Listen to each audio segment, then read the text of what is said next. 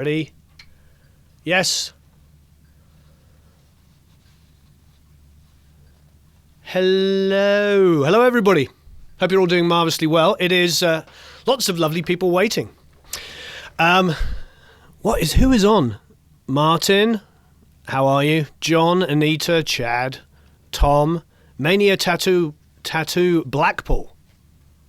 I hope you're all doing marvelously well. Hey, John. Hello, Aaron, Antonio, DJ, Dave. And now, says Adam, Marvin. Hello, everybody. Jürgen, how are you? Alexi. We got truly multinational audience here. Mark. Mark, where are you in Germany, by the way? Michael from Tegeler is sitting over there. He's out of the picture a little bit. Yay! So we might bring him in a little bit and talk a little bit about Tegeler. So if I mention it at the beginning now, and we'll start doing some mixing, if you have any Tegeler-orientated questions, then here is the owner and designer of the company. He's the head honcho, as Americans like to say. Everybody's saying hello. So think of some Tegeler questions. You know that we know and love the Cream and use it every day. And it's a pretty remarkable bus compressor and, of course, EQ. And it's insanely inexpensive. I don't want to say cheap, because cheap is a word that implies many things. Inexpensive means like not a lot of money, but the quality is incredible. And if you don't recall, we did actually do a test of it, and we put it up against my Pultex and my SSL bus compressor. So Matt, if you're watching, which he normally is, can you put a link to that video to refresh everybody's minds?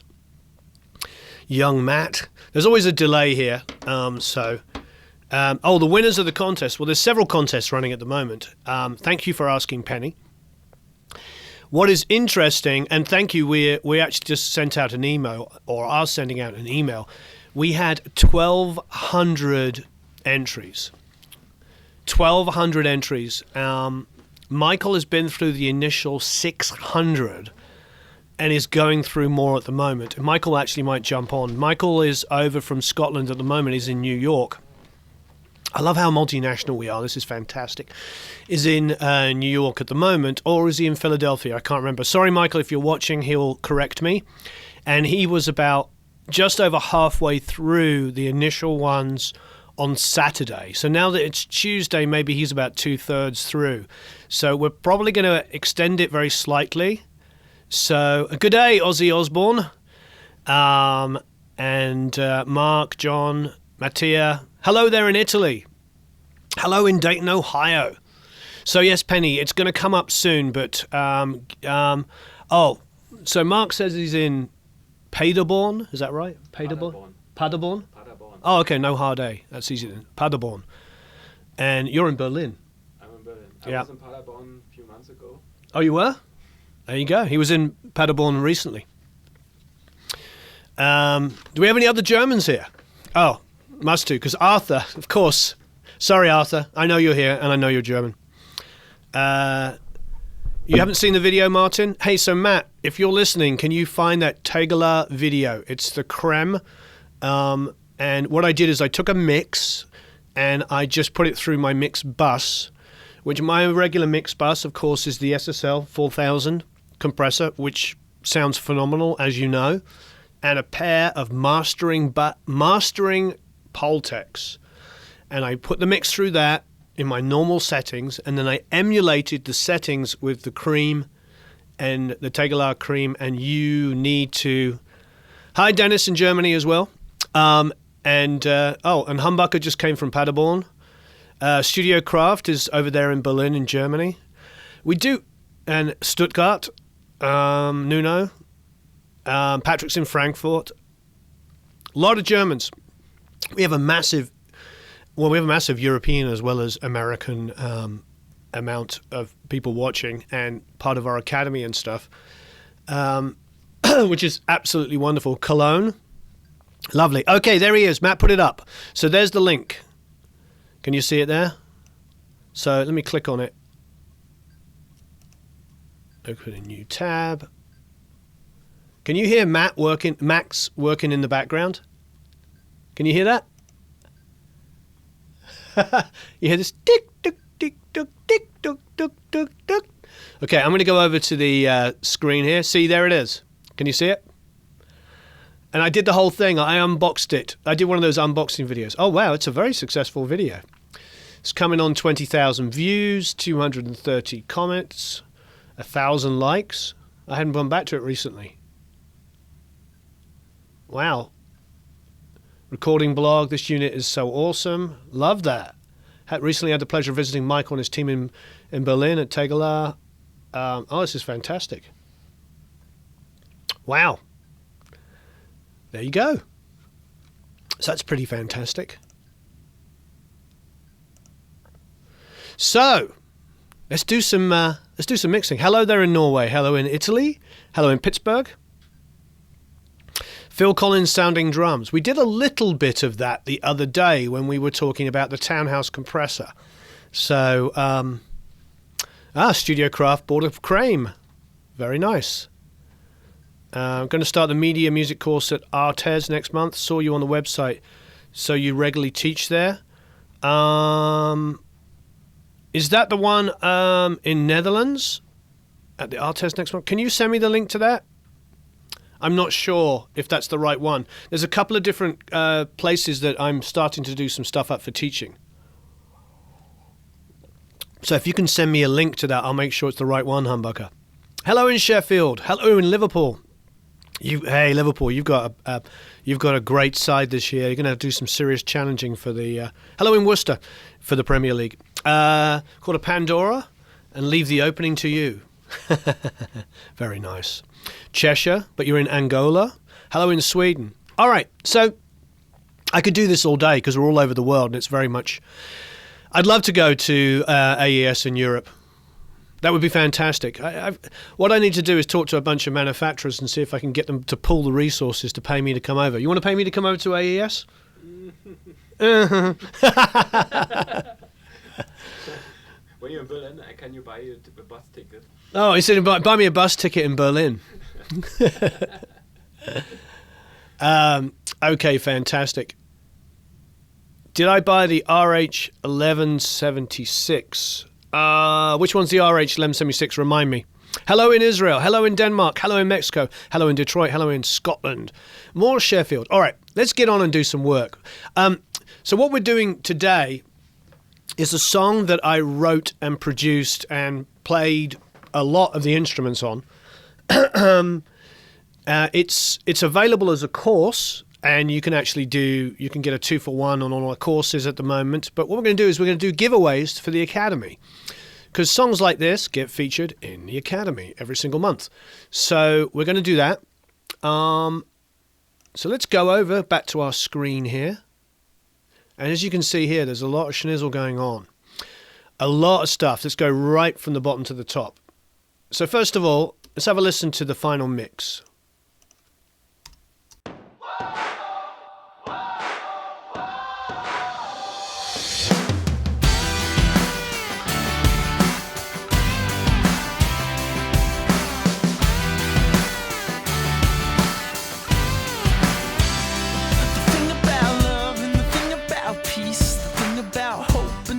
About me is we keep on keeping on when life gets hard.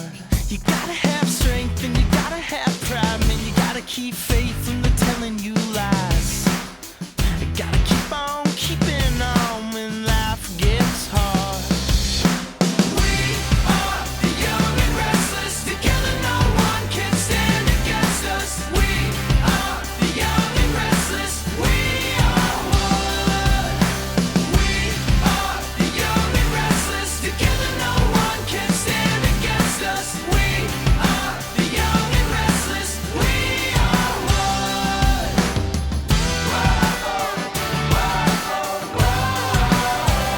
You're gonna fall down, but you gotta stand up. With every sunrise, new beginnings will come. Cool. So it's interesting. You can see if you go to these mixes here, we've done a lot of different stuff. It was called A Thing About Love because we hadn't written a chorus, and I came up with a "We Are Young and Restless" you can see all the different mixes here. This was the final mix that I did on the SSL. I also mixed this in a box. I also mixed this on a Neve, and I also mixed this on the Kadak. Here's the Kadak mix. Let's bring this down because it's crushed. Love and the thing about peace, the thing about hope, and the thing about me.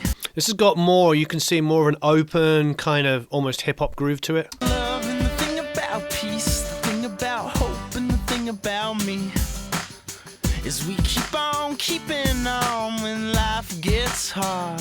You gotta have strength and you gotta have pride, man. You gotta keep faith when they're telling you lies. You gotta keep on keeping on when life gets hard. We are the young and restless. Together no one can stand against us. We are the young and restless. We are one. We are the young and restless. Together no one can stand against us. So why am I playing that? I'm playing that because that was done through the Kadak, but no EQ or compression was applied on the console. So it's an in-the-box mix, but summed through a 12-channel console. The thing about the Kadak that I like is it soaks up some of that transients. You know, there's all the different arguments for using hardware and software.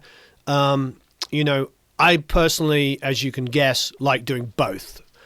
Yeah, it's a combination of, well, we'll go to the drums in a minute, Tim. You're going to see how it's done. As in the mix here. Hey! Hey, Michael. I just let everybody know that you're absolutely swamped in mixes. And the last time I spoke to you, you had done 600, and that we were going to run 1 week behind. Great to see you on here. I should give this song to Michael to mix. And Michael should do a mix breakdown of this in FL Studio. See how I just thought of that and threw you under the bus, Michael? But I think you could, this is a really big pop song. I feel like you could add your, listen to the chorus. We are the young and restless. Together no one can stand against us. We are the young and restless. We are one. We are the young and restless. Together no one can stand against us. We are the young and restless. We are one.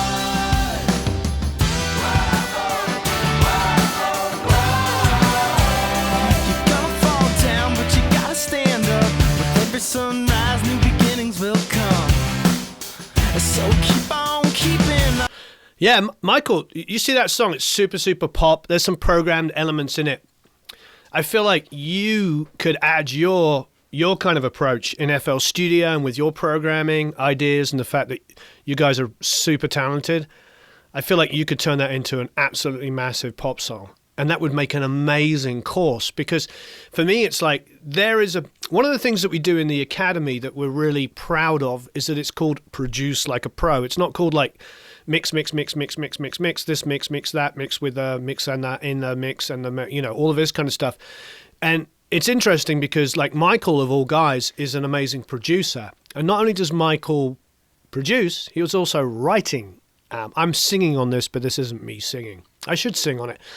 But anyway, so we're big on the production side and in the remixing side. It shouldn't all just be about mixing. There's this there's this definite idea that everything can be solved with a mix. And it's just not the truth.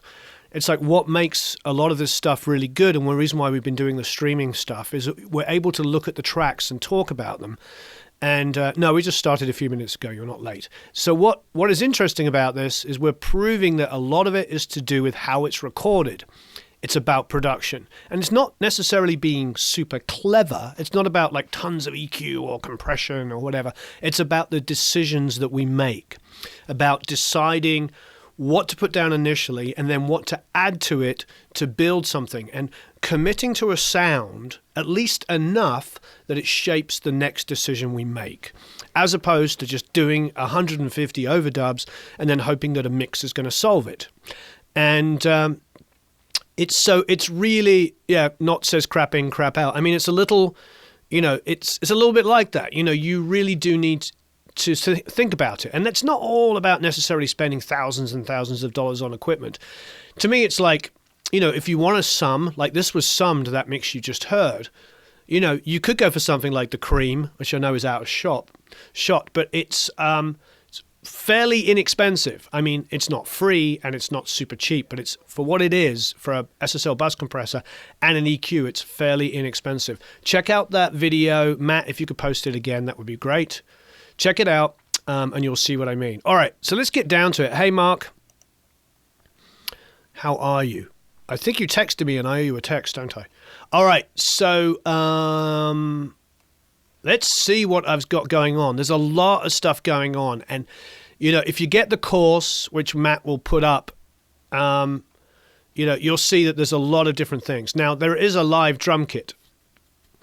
So here's the live drum kit. Okay, here's the live drum kit. Let's have a listen. Now, remember, this is all very, very minimal EQs. Look at this.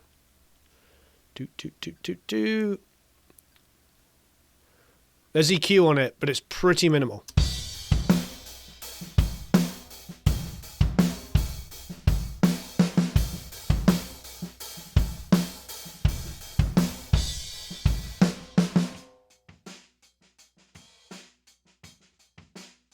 But I have added samples.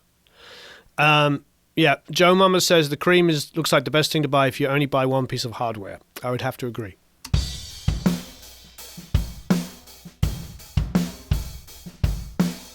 Now, there is a kick sample that's thrown in there. Let's get rid of that for a second.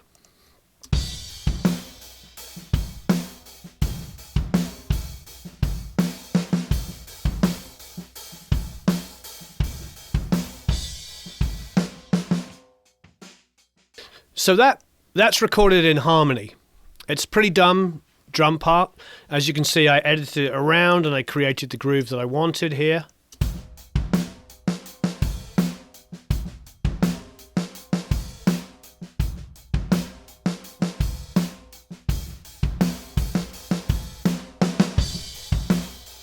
Yeah, it's tough, Chris. We have a big email list these days. I think we have like a lot, like 80 or 90,000 people, and which is absolutely amazing. But let's just say that the emails don't necessarily all go out at the same time. The way that the server works is that they stagger them, so some people don't get the email till after we go live. But if you want, make sure to go and join the Produce Like a Pro students page. It is a private group. You just have to ask to join. The only reason why we made it private is because it seems that all the other Facebook groups that I'm a member of are full of people selling and trolling and stuff like that. So if we make it a private group, we can just kick people out if they start, you know, criticizing each other and not really supporting each other, which is what this community is all about. So go to Produce Like a Pro students and sign up for that. If you are an Academy member, you of course can join the Produce Like a Pro Academy. And you get the Academy Facebook page, which is insanely vibrant. Even though there's only about 400 or 500 people on that Facebook group, there's more postings in that group than in groups that have 20 or 30,000 members. Just because everybody knows that it's a safe place. There's no ego, there's no bashing, there's no like, oh, you didn't know what you were doing, none of that crap. So you can go and join those areas, and what will happen is we post in there when we're doing things as well. Okay, so there's a couple of fun things. What I actually started off with this song was these elements. So I'm going to take off the EQ and compression and everything, and let's have a listen. And if you get the course, of course, if you get the course, you'll get all of these things, and you can steal them for other things.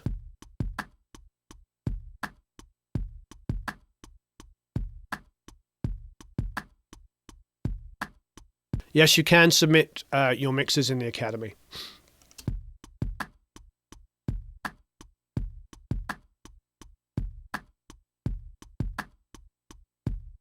That's a beatbox. Okay, so what I do with the beatbox, I got rid of the low end because I don't need a competing kick drum. So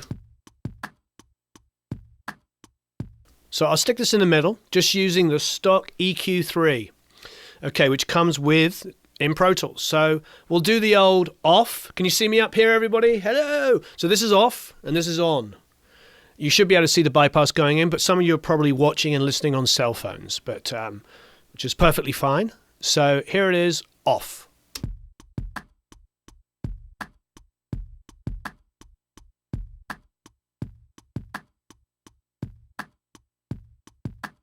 It's pretty evident what it's doing. Yes, he's high passing. What? Sorry, I love making that joke. I know it's getting old. But anyway, so I'm high passing it. Why am I high passing it? Well, because there's a schnizzle load of kick drums and stuff. So why do I need something else? One of the reasons why we high pass, and the reasons why we high pass sometimes multiple things, like multiple kick drums, we might high pass some over another and we treat them individually. All great mixers will take individual elements of kick drums and EQ and compress them independently and then combine them. I know there's a whole videos talking about they don't do that. Yes, you do, because you want to be able to like enhance certain elements of a kick drum. So let's quickly move through it. So here, once again, here's the beatbox.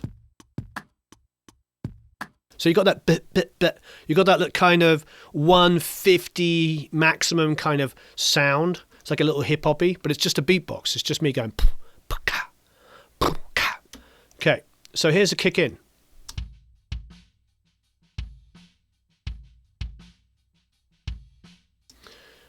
It's got a timer adjuster on it. We'll talk about that in a second. If you don't already know, we'll go through it. But here you go. Here's the EQ. Classic Warren EQ. Like, I actually pulled out 76. Normally, I pull out about 80, 110, 100, but I'm pulling out 76. Why am I pulling out 76? Because of the bass guitar. See, there's a lots of different things going on here. This is why I love to do these videos, because they're talking about the relationships between things. Because it's not all just about making a kick drum sound good. Yeah, I can make a kick drum sound absolutely massive, and I can do a video where we go, here's a massive kick drum. But that doesn't mean anything. It's like, how is it inside of the track? So let's put all the elements together. Let's put on the beatbox with this kick in.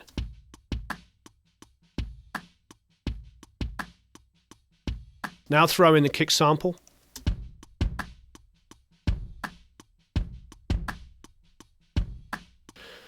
And last but no means least, there's a kick out. Let's have a listen to this.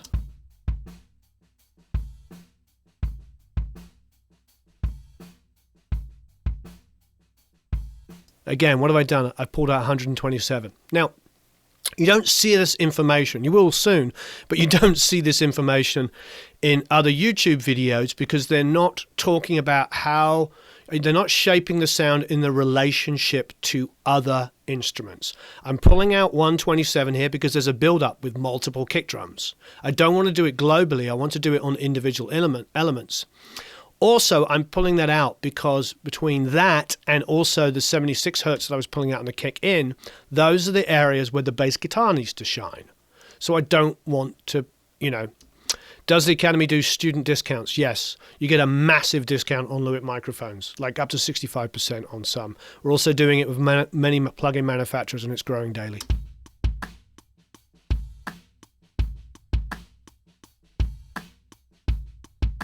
Okay, so you're starting to see what I'm doing.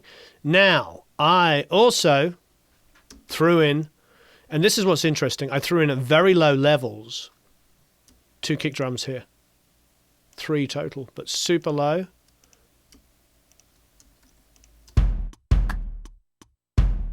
Oh, that one is cranking like a national cranking day. This 2 is super low. Barely audible, this one. That one is cranking. So what do we do on that? The opposite. We took off everything above 3K, has gone. Now this song is super pop. It's a pop rock song. It's not a rock pop song. It is a pop rock song. So there's an element of synthetic drums in this, which some of you may not love, but it works with the song. The cue is really narrow, Anita, because I wanted to just, it was what I was hearing. What was happening is when you have multiple kick drums together, you can get these areas, and it's called masking, and it's the reason why we high pass a lot. You get masking. So if you have 4 different instruments or 4 elements of one instrument like we are doing here, it starts to get this weird build-up. It turns into total mud, and you don't get definition. So what I'll do is I'll high pass, so the low end's only coming from one area. So I might just take one kick drum and boost like 60 hertz around there, or 50. But I might actually high pass above that on other kick drums, or pull that out, not necessarily high passing it. Why do we do that? Well, we do that because we get the masking effect, as we're saying, so there's a lack of definition. But more importantly, we get phase issues. You get phase issues by not using EQs, not by using EQs in this instance. I know that goes against the lack of common sense of most videos, but the reason why I'm saying that is because if you've got huge frequencies like this, like these, imagine these big waveforms. You're all in DAW, so you know what I mean. You see these big fat waveforms. You've got 3 elements of a kick drum, and they're all like this. So you've got 60 hertz in this kick drum sitting here. You've got 60 hertz on that one sitting there, and 60 hertz sitting there, because they're all slightly late. They're all hearing it in different ways. You get massive phase cancellation. So you actually get less low end, not more. So if you take one source and say, here's a big fat kick drum, that's my 50, 60 hertz, boost that, and then pull some of that out or high pass in the other mics, you'll actually get more low end and more definition than if you don't high pass. Does that make sense? And it's interesting, you can even high pass up to 20 hertz, sometimes even much as high as 30, but definitely 20 on a kick drum, and it will actually get louder. It will get louder. Most of my friends, Ken Sluter was talking about this in his video recently, that he high passes his kick drum at 20 hertz, and also so did Richard Furch, another German, an amazing mixer.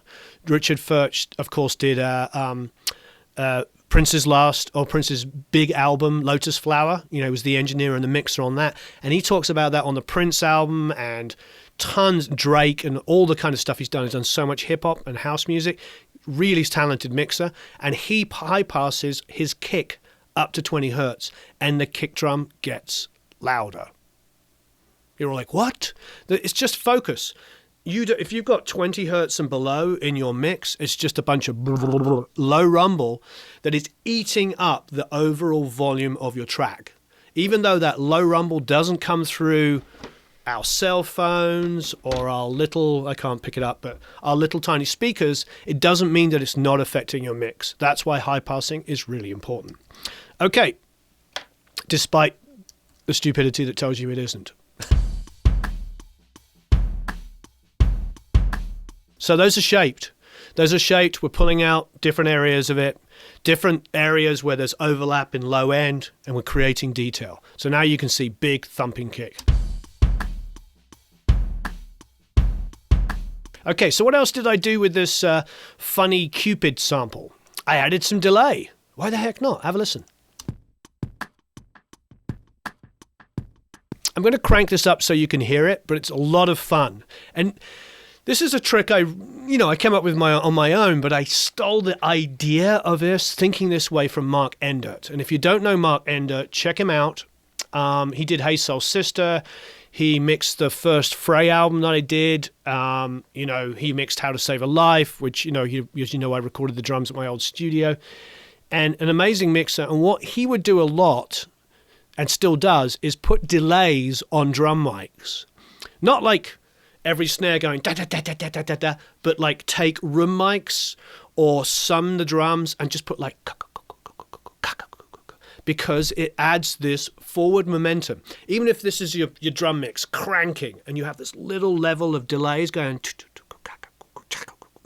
you're going to create this forward motion. So that's what I was doing here. Super low. I'll crank it so you can hear it. Let's go out of group for a second.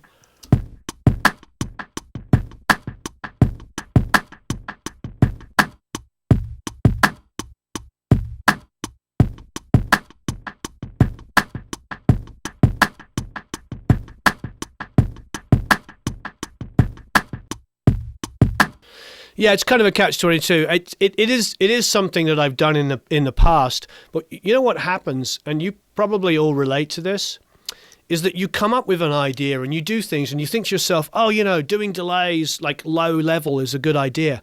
But it takes somebody like Mark Ender, who you admire, to tell you that they did it as well, for you to go, oh, okay, I'm not stupid. So I think that's a lot of what I try to do here, because a lot of you are very, very smart. In fact, you're probably all really smart, and you all mix and have really, really good ideas as well. And a lot of the times I do stuff like this, and I tell people about using delays to create movement, forward movement in their tracks.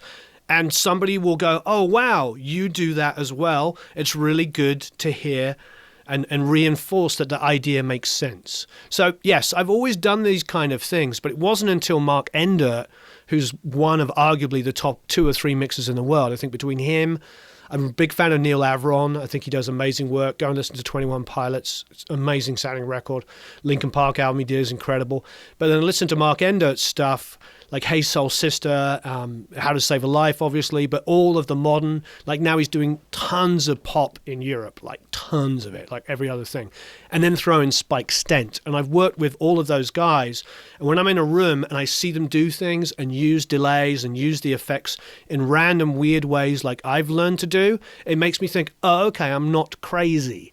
And, you know, it legitimizes it. And so that's what I think is a feeling of community. That's what we're doing here. We're all sharing these ideas and making it like, hey, you know, exactly. Alexi's saying, I'm not smart and I'm still learning. That's me, you know, always be learning. What is what is the quote? All I know is I know nothing.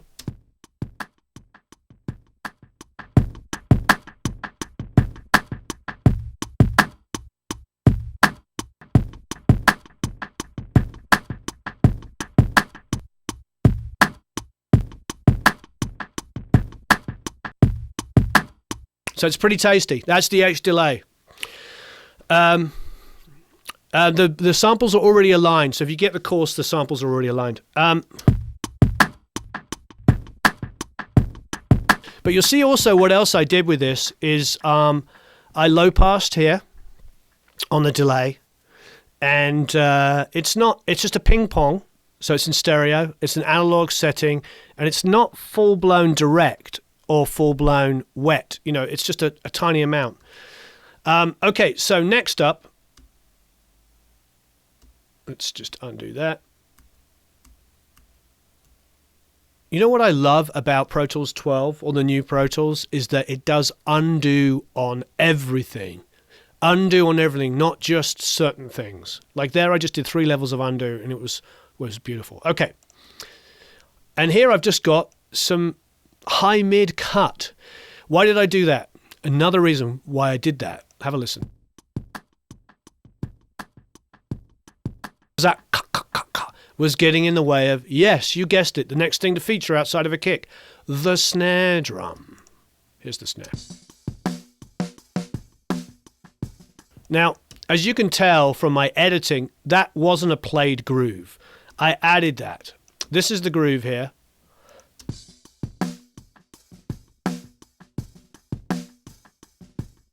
And then afterwards, I edited it to make it this. So it's a little synthetic. I made that, but it's what I wanted. Do you all see that here? See that edit that I put in? So I created that. But and I have no problem with it. I mean, this is a pop rock song, so it's okay to do this. And to be honest, even if this was a classic rock band, I'd still do it. If we want to make it better, we make it better. So the beatbox has a cut at around about 2K. It says 1834, but look at about good year for wine, I'm sure. But you know, it's cut here because I'm just trying to get rid of that mid-range that's interfering with my snare snap.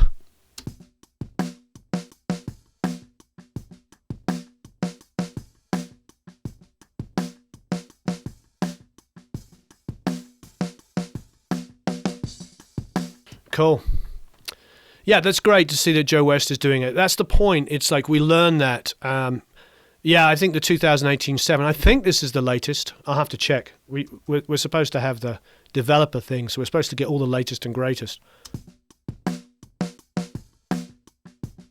Oh, don't worry, Carl. You might be 61 and you have a lot to learn. We all do.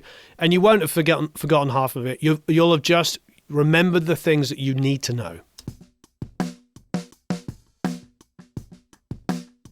There's so many drums here, Alexi, because the whole idea was to do something that was a combination of a pop song and a rock song. So I have the live drums and the program stuff going together.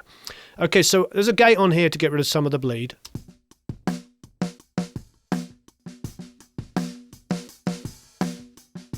So the reason why I did that is because I wanted to compress it heavily. So if I'm going to compress something heavily to get the sound that I want, listen to the snare.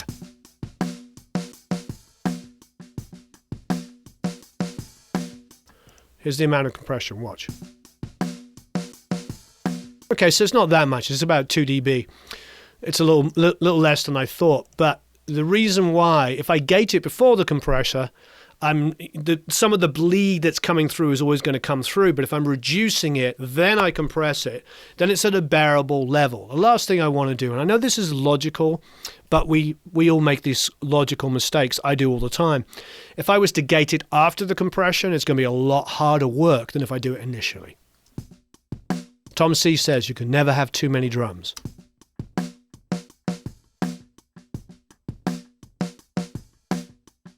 Great, Dan. Good to see it. 66 and still doing it.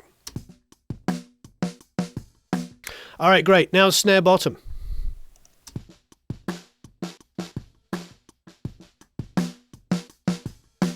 So let's put what we have together so far with the beatbox. We still have something that's pretty important that we haven't listened to. You probably are going to spot that too. But here you go. Here's the elements.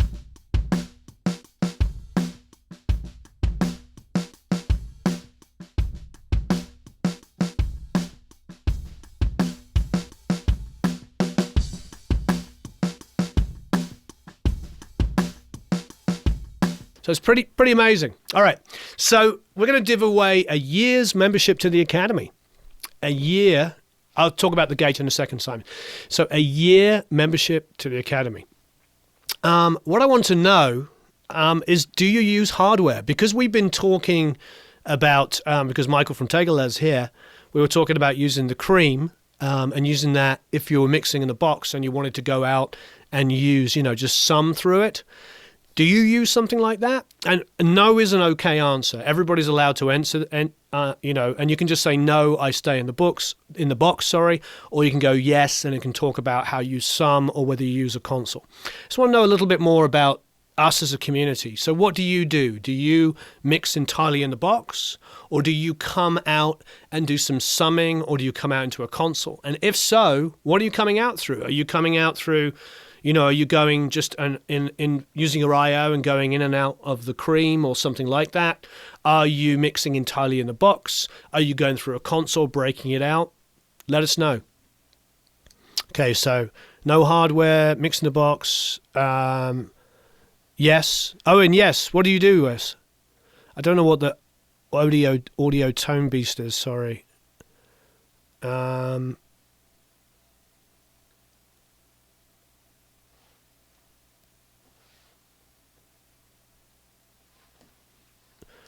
Universal audio, what are you doing? Love to know what you're doing when you're coming out, when you use tube pre's, lots of reamping, emulations, external mic pre's, hybrid mixing. What are you doing, Claudius, in your hybrid mixing? Some effects pedals, that's always fun. Ashley. Oh, wow. I remember the Ashley stuff. I used to use some of the old Ashley stuff. Mark uses the Tegeler Cream and the VTC on his master bus. There you go. A Yamaha DM2000. I remember those. Some Chandlers. Reamping. Oh, use the Helix. Yeah, that's fun to come out and do some of that stuff. Hey, Jürgen. Paul's buying an 1173. SPX 90. Some SBL. Oh, Ryan Kerwin won. Ryan, you're not already a member? I thought you were. You just won an extra year. And if you're already a member, you can choose something else. Break out the desk for budget. SPL Dynamics. SPL, another good company. Dangerous. Try to keep up with all the comments. Soundcraft.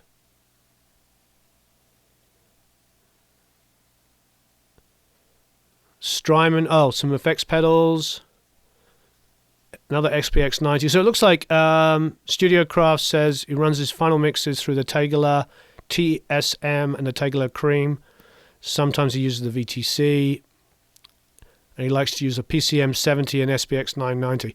I have to look, PCM 90, and I have an SPX 90. So it looks like I like the 90s, which is pretty unusual because I'm more of a fan of the 70s and 80s, but that's a music joke. Late 70s to mid 80s, that's my music period. Anything made from about 75 to 85, I think, is the best sounding records. But that's a whole other discussion. Okay, hybrid with Universal Apollo, Midas. So that's cool. Alex has an 1173 and loves it. Thank you. Slate Bus. When will the result be announced? Which one? We have about 5 contests going at the moment. That's interesting that people are buying the Midas stuff, because when Behringer bought it and changed the sort of direction a bit, a lot of that kind of these large format Midas consoles suddenly became very cheap. So that was I was pretty surprised by that, because they're some of the best made consoles ever. So Cap EQ, Chandler tone control, going out with an aural exciter. I think Mark, why does it sound better? I'm not sure in which response that is to. There's kind of 2 different ways of looking at this. I think one of the things that a lot of mixers like about hardware, and I'm guilty of this as well, is it seems to have a little bit more latitude. What do I mean by that? I mean, I can set gear up and not worry quite so much as I do in the box. Like if I'm working hybrid and I want to go through my mix bus, or I want to go through individual channels between that, it's a little bit more forgiving for me when I get a transient that does this. There's nothing worse than digital clipping. If I'm going out analog gear, I don't have to worry so much about that stray transient that's going to go ping. It's going to get nicely rounded off. I mean, those of you that have watched any of my courses where I mix through the console will see that a good 60-70% of the song, the meters are pinned on the SSL. If I did that equivalent inside the box and just went red the whole time, you'd hear on the SSL, you just print nice, what looks like a nice curved, beautiful, instead of a square wave, it goes up, a nice curve and comes down. It just actually self-limits. It's been a secret of an SSL for many, many years, is that the master bus takes a lot of abuse. So you can hit it super, super hard and just round off those transients and get a kind of a self-limited mix. And that's what we've always loved about it. And, you don't want that red light on the channel to be on the whole time, but I've sat behind many, many great mixers and watched that red light coming on like this on transients. And it sounds good until the point where it stays on. And it's not so much the distortion, but on a 4000, it gets sort of mushy. Like a snare drum with the red light on the whole time, it kind of goes poof, poof. It loses that pop, pop. It just starts to fold in. But there's a sweet spot. I just said it. He said sweet spot. Can you believe it? Oh, dear. But there is a point where it sounds great. Diego, yes, the In the Mix contest. Actually, Michael is watching, or was with us earlier, and he's about 600 in out of the 1,200 entries. So he's about halfway through. So he's asked, and I suggested an extra week to go through them. So we're 1 week away from naming the winner, because we got quite a lot more entries for the remix competition than we thought. 1,200. Hey, caramba. How old's my son? He is 11. All right. Somebody wanted to know how to work a gate. Let's do that quickly. Here I've got it set really dumb and really naively. So can you see it okay? I'll just put it a little bit more in the center. Okay, so it's set really dumb and really naively. The way here is the open and there's the close. So basically, if you see the open here, it's allowing some of the little... Basically, the kick drum is the issue. Take it off.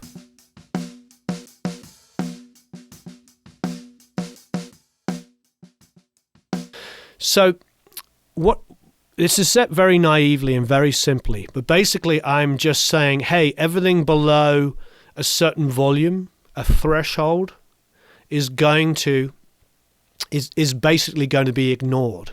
And then everything above that is going to go through. Now, that sounds really obvious and simple, but and that's easy to do. You can set that up. The attack and release is how quickly the gate comes in and how long it holds for. Because obviously a snare drum, the initial transient snap, is going to open the gate, but the rest of the biff is not going to be loud enough. So you need the release to be a little longer than just the transient. Unless you want to manipulate it, we could do that.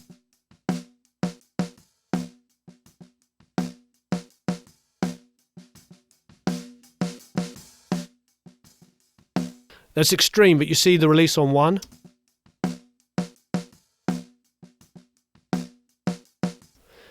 And that's what we did. So if I now take this up to where I had it, it was about 36, 38.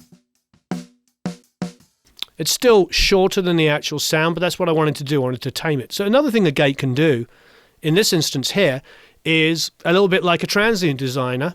It can let the attack go through, and then I can shape how much sustain. I mean, it's multiple things. But this, to me, is the secret of using a gate and using it properly. Is not just opening up to catch it and releasing it. The secret is the floor. What is the floor? Well, the floor is how much signal it always lets go through. Because to me, one of the good things about a gate and the bad thing about a gate is the same thing. You can use a gate to create like huge gated drums, and you want it to sound like artificial, so the room goes and then closes. That's fantastic. But that's only when you are specifically going for that kind of sound where you want it to be very controlled. Now, if I want this to be, remove other drums to a certain extent, but not remove them so it sounds artificial, that's where the floor comes in. The floor, you see here, see what it's doing? I'll turn it up crazy. We can have a listen. Let's listen to it with off.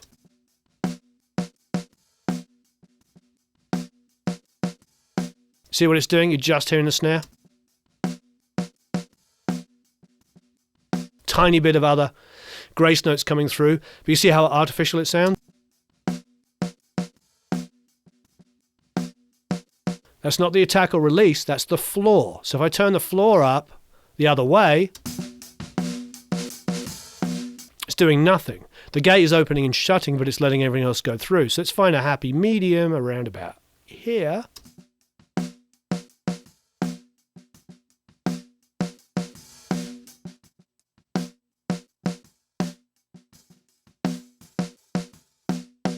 So it's basically allowing a certain amount of signal to go through with the floor, and then it's opening and closing a gate.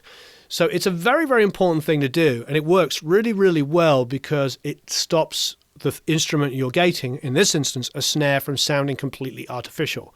Because you're never going to get a gate to open and close exactly the same every single time on a transient.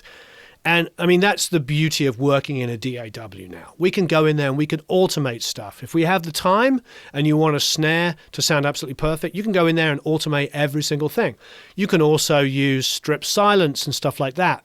But that has a tendency to be, again, a little, little crazy. Thanks, Carl. I'm glad you appreciate it. Okay, let's move on. There is a snare sample. Here it is. It's inherently just picking up the doing of it. And here's a room.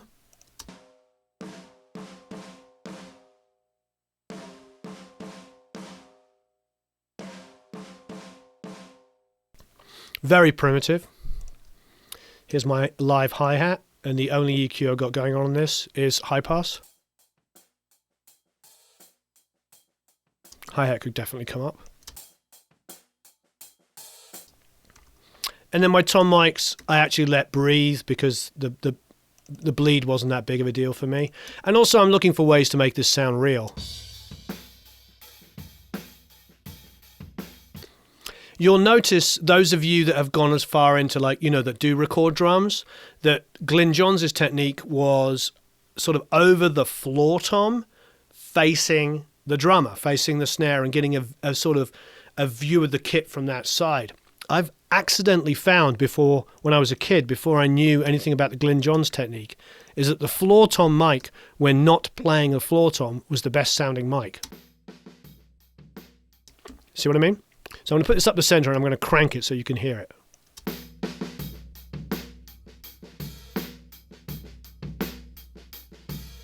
That's the floor tom mic. So think about that. If I just go in here and get, let's do a couple of things. I had to do this. I was given mixes years ago by, I remember one quite now well-known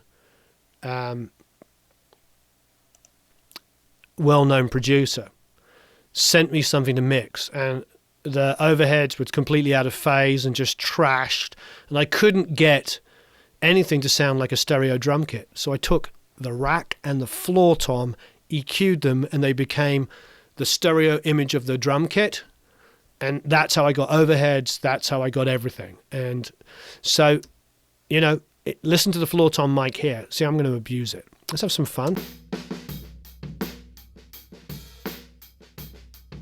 So I just pulled out some low mids.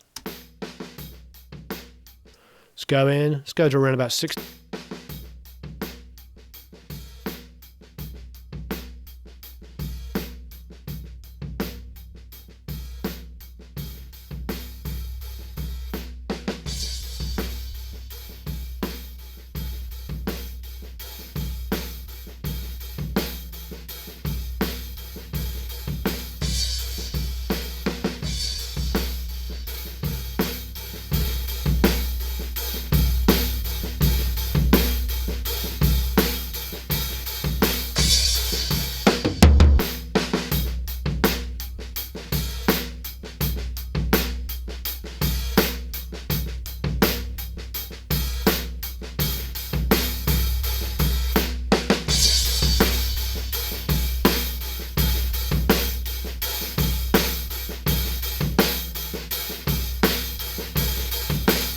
So that's fun. That's the floor tom mic.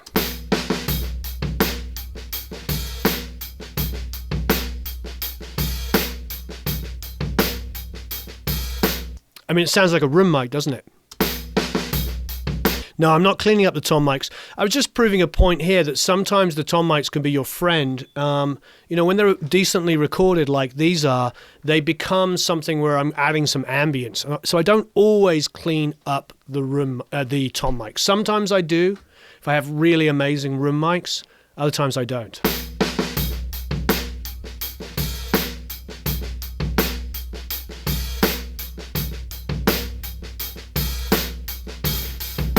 Cool.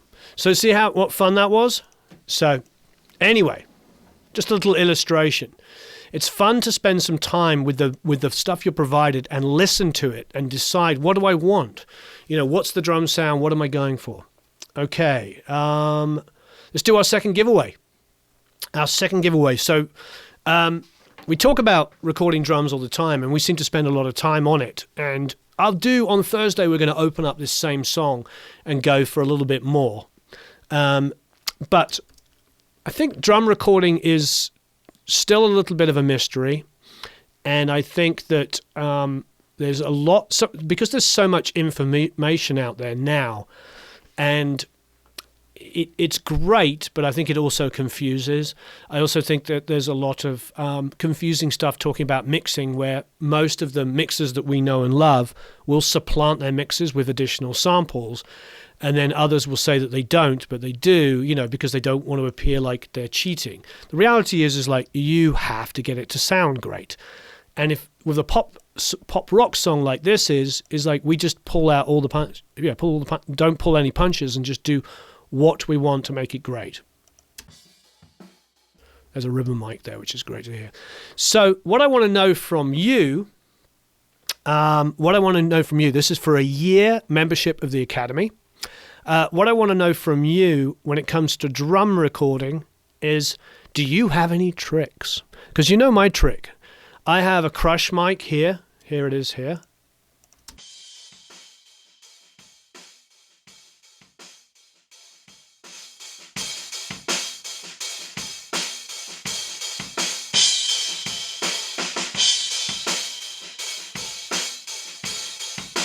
which, to be honest, is very, very thin sounding. Didn't really do a good job in this room. This was harmony. Then I have a ribbon.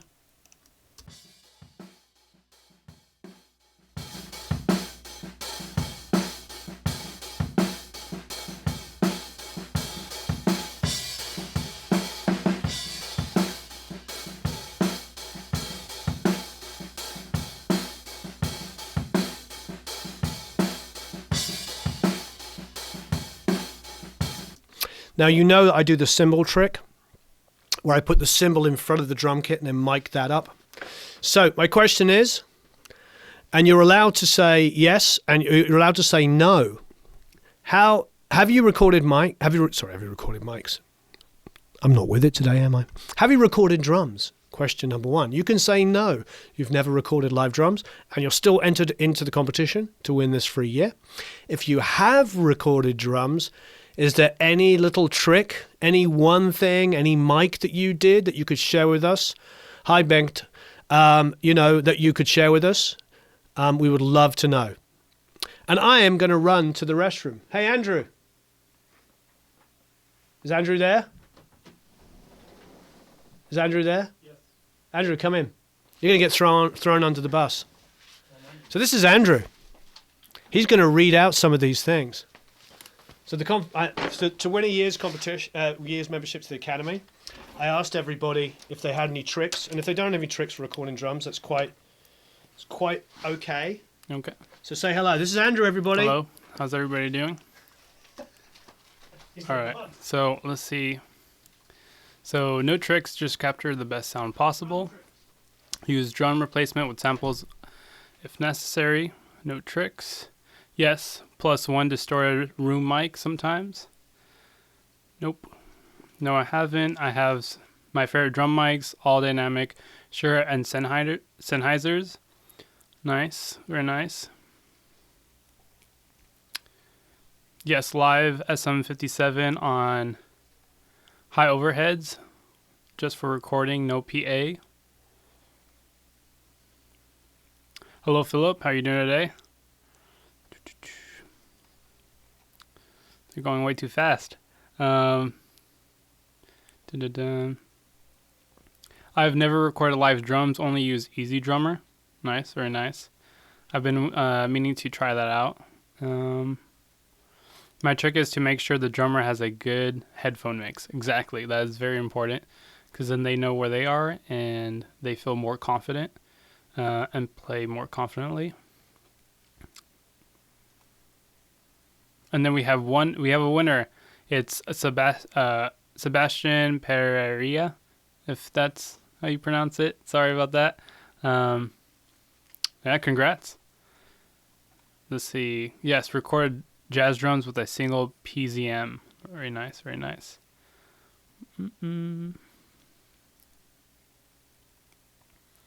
Carol says, I have recorded drums. I always have one mono room mic in line with the kick and snare.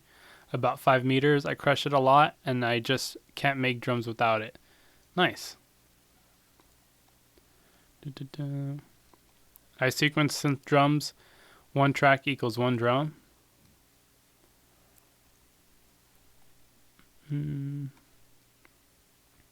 I give the drummer lots of coffee. Yes.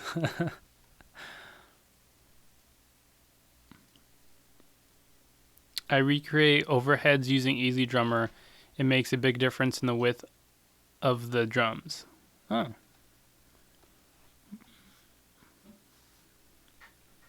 Yes, I set up the drums and I put a 57 for talkback next to the drummer's head. Finally, it was the best room mic on the set. I had to set a new track and record it. It's cool. How's he doing? Am I doing okay, guys? Am I doing okay? There's just so many. Who won? We have winner.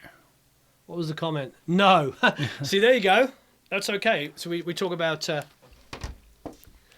that's cool. That's fairness, because like the reality is like you don't have to have done it to be able to open. Use Drummerline. So was that fun? I was in the bathroom and I was watching him. My first knowledge, thanks guys, I got from Warren through Produce Like a Pro, and I'm learning. Well, thank you. That's very, very kind of you, Sebastian. That's a great name with a Z, with a Z. So Andrew did well, did he, Mark? Mark, he gave you some prize. Oh, the C12 on the kick. I thought it was C12 on the toms. I don't remember now. Oh no, I use C12As on toms. That's my fault. Yeah, he was talking about, John McBride was talking about using an RCA ribbon mic on the kick. The schnizzle, yeah. Okay, so we have Michael here from Tegeler, and I think he's half asleep, the poor guy. He only got in on Saturday. Can you give him a chair? Andrew? So, you want to ask Michael from Tegeler some questions?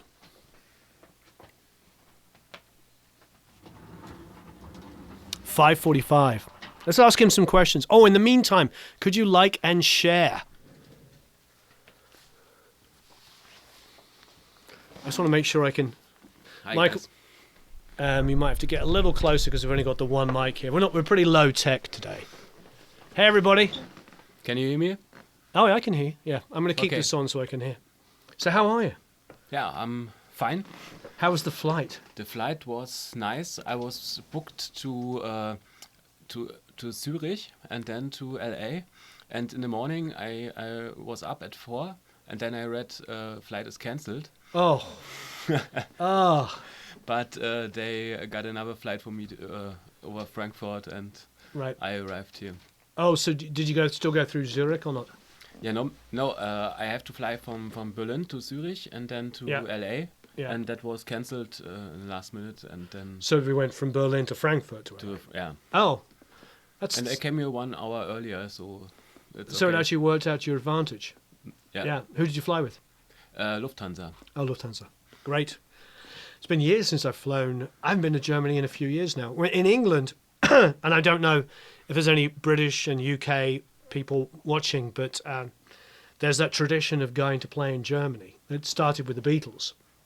And so when I was about 16, we used to get into a van, pack all our gear in the back, and then go from Ramsgate and go to Calais, on the ferry, and then drive all the way through, France and Belgium, and then go into Germany and play shows. So that's how that was my formative years. I would do that, I don't know, like 3 or 4 times a month.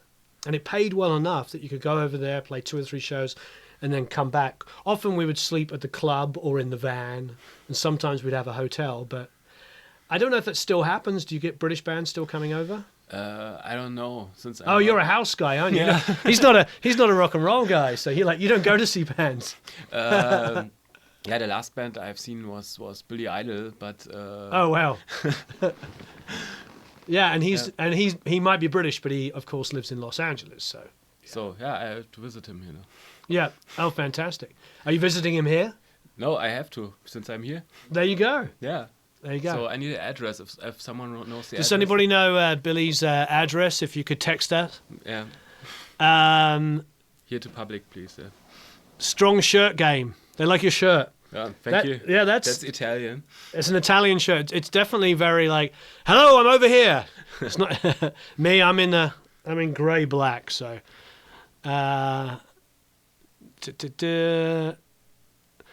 Studio Craft. You know Studio Craft. Michael says, "Hey, Michael, you're looking great and thinner." Yeah, of course. What happened? Yeah, I ate less and then.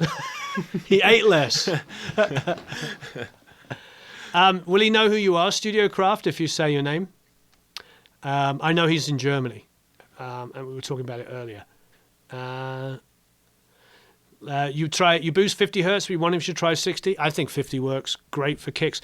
Question for Michael: how do you emulate hardware into plugins? Do you emulate? Have you done hardware? I don't emulate it. You don't do any of it? No. No. Yeah. But I think if you were, you could do tons of different approaches. Some people do. If I know, I will do plugins then. You But would? yeah, if I would, how to know it. If Yeah. I know how to do it, then Would you do I- it? Is it something you think about I doing? would. But for me, it's the thing. It has to sound exactly like Sure. the hardware, and even if it's only 99%, I wouldn't do this because Right. yeah. Yeah, that makes sense.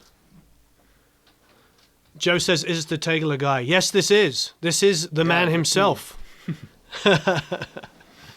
JS says, "Cool German accent." Thanks. Mark wants to, and this gets asked a lot. He goes, "How about organising a masterclass in Berlin?" I see you're doing something here in LA. Yeah. We should do it in Berlin. Yeah, why not? Yeah, come over and Yeah, I'm down for that. I know Yeah. my wife would love to go. yeah. She speaks a great. bit of German. Yeah. She's Polish. She speaks a bit of German and a bit of Russian as well. She's got Germany here and Russia, so Poland's in the middle. Yeah. That'd be great. Let's do it. It's on Yeah. camera. This is going to be up forever. So It's you heard him say recorded? yes. Yeah. It's recorded. It's beaming across the world. Okay.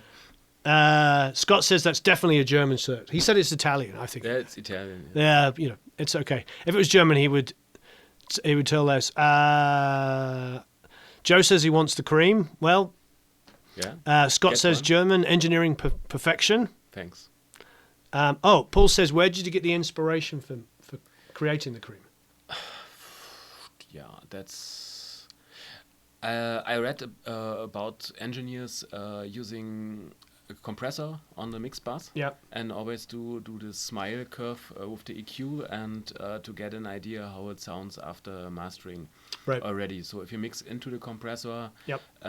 it's different. You know, if you when you mix, you have the tendency to emphasize the track you're currently working on. So Yep. when you work on the vocals, you put the vocals a little bit up higher. Then you go to guitar, you put up the guitar Sure. a little bit higher. At the end, every track is higher in volume. If you have a compressor on the mix bus, then if you emphasize one track, then it will put down everything else. Yeah. So it will help you not to do this behavior. Sure. And I read about this and I thought, let's do something just for this purpose. Use this Pultec style EQ, Yep. reduce everything that's not useful for the bass, and also have this compressor, this VCA compressor, and do exactly a unit you can use in the mix bus while mixing. Great. And that was the idea behind. And Well, it makes perfect sense to me because it's my exact mix bus is an SSL 4000 compressor and a pair of Pultec mastering EQs. So yeah. I mean, it was I didn't know this, but it was a no-brainer when Yeah. I think who reached out to me originally? Was it Victor? Victor or Kristen, I don't know. Yeah, one of the two. I'm sorry if I forget which one it was, but yeah, when they reached out initially and said, "Oh, we have this compressor EQ and this is what it does," I was like, "That's a no-brainer for me because Yeah. I can just, like I did in the video." And Matt, if you can post that again, that would be great. You see me just do a direct comparison, and I did it in real time. I think one of the beauties, one of the good and the bad things about what we do is we don't read the manual. We just plug it in and start using That's it. fine. The Yeah. manual looks good, but it's written to not use it. So Yeah, it's written for people who like to read manuals, yeah, and I'm not very which good at is, reading the manuals. no one reads manuals at the end. Yeah, exactly. There's somebody hovering outside the door. It's E2. Just come in. Okay, they want the mic a little closer to you. I'm obviously loud. Maybe you have to. Unfortunately, you might have to get closer to the mic. So mic to the mic. Yeah, mic to the mic. So Michael, sit more please. cozy. Do you hear me, guys? So Mark is asking, please develop more plug-in controlled hardware. We do. Hi, Mark. Greetings. And Mark he's in Germany as well. I know him. Oh, you know him? Yeah. Oh, that's great. He's been following us forever. I'm glad that you guys know each other. Yeah. So who reads manuals? And Not says it's a German shirt now because it belongs to you. Okay. Yeah, Anita says it would be cool to do it in Berlin because then all the Europeans can go to the masterclass.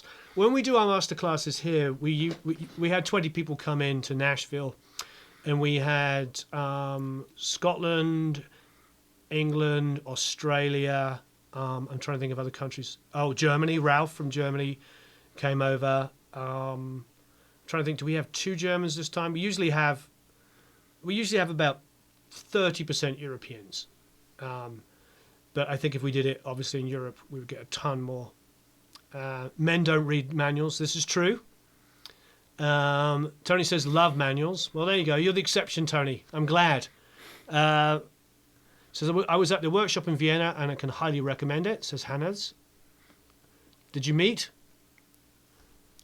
Definitely. Hello in Mexico. Greetings, says Josh. Let's see if I missed something. Oh, okay. So Martin says, can you tell us more about the recording channel? How does it compare to the giraffe? How do you pronounce that? A giraffe. I think. Giraffe. Like the animal. Yeah, I don't know, but that's not how we spell it in. Yeah. Oh, the Giraffe FX. Yeah. Since I don't know the giraffe, I've never heard it, and yeah. Just ask Jacob to send you the giraffe, and ask us to send you the recording channel and do a comparison. Right. And yeah. I mean, that's something that shouldn't be underestimated. You send your equipment to people and they try it out themselves, and if they don't want to buy it, they send it back. Yeah, that's what we do. I think you're the only people that do that. I don't know, but it works great. Now, from my experience, it's you can only check something out in your own studio. You sit I agree. With your own music, you sit in your own acoustic, and then you can decide.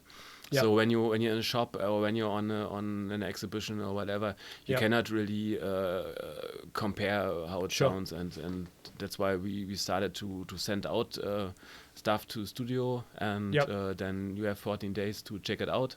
It's great. And if you like it, which is most of the time, then people keep it, and otherwise send it back. And yeah, that's pretty amazing. See if I've missed out any other questions. I mean, that is a huge deal. You can't really underestimate how powerful it is that you get to use this. Alexi's impressed, who's Russian, that my wife knows Russian. I think it's pretty unavoidable. I mean, she grew up in Poland before the wall came down. So being Polish, you had to know Russian. Yeah. Masterclass in Dublin would be good too. I mean, Dublin, not Dolby. Not says that's a great service, Mike. That's very cool of you. Thank you. Martin says, I have the giraffe. It's a tube recording channel of a similar design. Oh, I see. Okay. Well, in that case, if you already have that, Martin, you should send out for a free 14-day trial of the recording channel, and you can... Yeah, do it. And then you can tell us. You can tell us what you think. Just bonus, the only giraffe he knows is at a zoo. 99% of channels tell you nothing, but 1% of gold. Any plans on developing 500 series stuff? That's actually a really good question. Yes. Yeah. We currently do. We have a prototype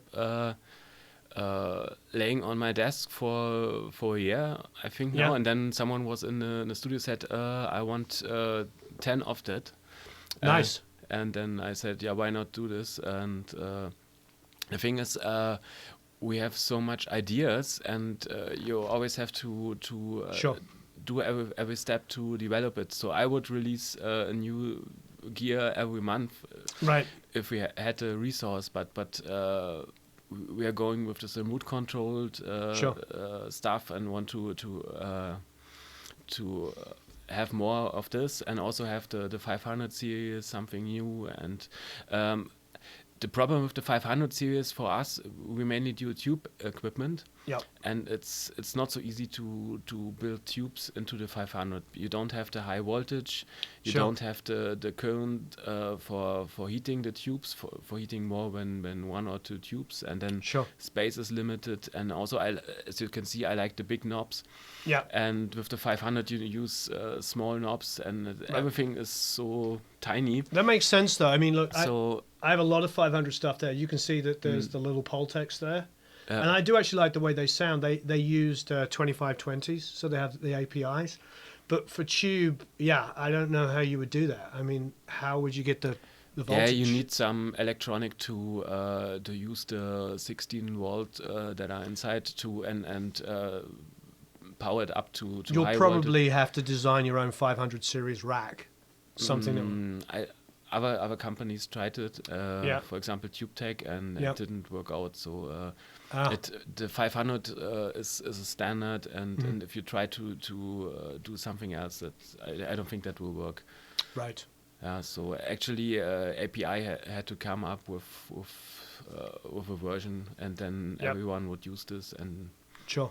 yeah, but since they don't do tube equipment, they have no reason to provide Right. high voltage and also heating voltage. Right. Yeah, so it's possible. It's a little bit. 500 is a little bit against my design philosophy, but Sure. since people are constantly asking about it, I have to do it. It's Maybe just simplicity. Maybe you just have a mic pre with a gain control on it. Maybe you just have like a Yeah. 2-band EQ. You know what I mean? So go for high quality but simple, as opposed to, because one of the problems with 500 series that you're pointing out, most of the stuff I got is simple. Yeah, but there are people that try to put 50 things into something that's this big. Yeah. And The prototype we have laying around has only 2 knobs. Great. And that's so that's like, how I like it. yeah. Well, I do too. And we talk about this all the time. This is one of the things when I was growing up, I'd go to a music store and I wanted to buy my first mic pre and compressor. And it would be a unit, a 19-inch rack mount unit, and it had a gain, a threshold, attack, a release, a ratio, a limit on off, a clip control, a high pass, low pass, EQ, whatever. And I'm like 16 years old looking at this thing and my head's going, and then I go to the studio for the first time as a kid and all the compressors have 2 knobs on them. And the EQs on the Neve are just like fixed points. Yeah. And yet all of the semi-pro stuff, the consumer, prosumer as they like to call it, had hundreds of knobs on it. And yet the professionals just like to reach across and go, oh, I want to make it brighter. They don't want to go, I need it. Yeah, it's think when you are a beginner, you think more knobs, more Value. functions, More value for money, yeah. So that only has 3 knobs. That Yeah. only has 2 knobs. That it's nothing. So Yeah. this one has 10 knobs. It must be better. yeah. More functionality and More things to confuse the crap out of me. Yeah. I mean, it's like, it took me a long time. It took me a couple of years to hear the subtle differences between attacks and releases. I don't know anybody that's a genius that plugs in a compressor the first day and goes, oh, I figured this out. yeah. First, you have to learn what to listen for. Yeah. So when you change attack and release, especially attack, and you don't know that you have to listen to the attacks, then Yep. you dial something in, and Yep. it's the same for me. Yep. And then sometimes it begins to that you hear it, and then of course you can feel it, and yeah, that's it. But the thing you have to learn always is to listen and to Yep. yeah. Yeah, it's tough, and I think that the sort of less is more as well, that we don't realize when we first start. We think that if we go crazy on things that it's going to sound better and better. And yeah, that's a problem. So I have a mono magnetismus version 2 500 series modulars, for example, to work on A guitars. I don't know what that is. Okay, noted. Noted. Compressors take time to learn. Lots of knobs. You have to read the manual. That's very true as well. Horses for courses. Michael, do you like go on like you did before? I'm a big fan of using your gear over time, and I also like the big knobs. So he's basically Great. saying, don't change what you're doing. Yeah, do for what you're 500 doing. you have to do. Paul says that tube reverb looks pretty sweet. I think we have one sitting that we're going to start looking at in a little while. I've read a lot of manuals for daytime. Run through Google Translate. Something for a while. Flip through the manual and find out. Yeah, that's true. So Adam says sometimes he reads the manual. Same for me. After you've owned it for a long time, then you understand what they're talking about, and then you can actually get into the subtleties. What's a 51X format? What is this? Yeah, I don't know what that is. Maybe. It must be a different format. Maybe it's the longest size one for the Neve or something like that. I don't know. I don't know. Because there's There's a few people that are making. They've got 500, and there's a few people that make a rack that. Yeah, that's one I've talked about. Okay. There's another version. I thought with TubeTech they Yeah. have built something because they do tube Yeah. equipment, and they also needed high voltage and Right. yeah. Maybe that's what it is. Is that what? Yeah, 51? but everyone is using the 500 Yeah. format, and Blah blah blah. Is that dude German? Yes, that Yeah, dude I'm- is German, and I'm English, or British, or United Kingdomish. Blah blah blah. Yeah, and also some people think a higher price. Oh, I see what you mean. Yeah, the better the gear, the better the mentality. Blah blah blah. Christopher. Turn up the flux capacitor. Okay.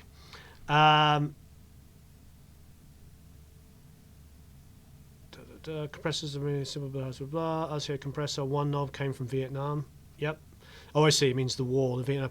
Yeah, a friend of mine has some RCA compressor stuff that used to go into the PAs that they would put on the back of vans in the Vietnam War, and they're these huge compressors. It's Cameron Webb, and they just have two huge or one big knob on them. yeah, great. Yeah. Yeah, and they're massive, and they're all tube.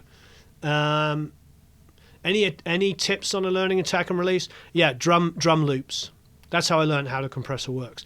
Get a drum loop, so it's recorded in a room, and manipulate the attack and releases. And you can take a drum loop and make it go pap tap tap tap pap with super fast attack times, and just get those little transients, and then you can do the opposite and destroy it and bring more rooms in, and you'll just find that sweet spot between attack and release times. Just manipulate them, and you can go from one extreme to another. You can go to really short, sharp, like fast attacks, fast release times, getting like kind of sounds, and then do the opposite and just crush it. And you'll be amazed how different you can make a drum loop sound. If it's a drum loop in a room that's processed together, you can go from tiny fast transients to super squashed, massive drum sounds. That to me was the best way of learning how attack and release work. It's really difficult on a vocal. You will learn it, but it takes you years on just vocals. But drum loops are easily the best. Just load in 4 or 5 different drum loops, some that have a lot of room in them, some that don't, and you'll be amazed how quickly you'll learn what an attack and release is doing.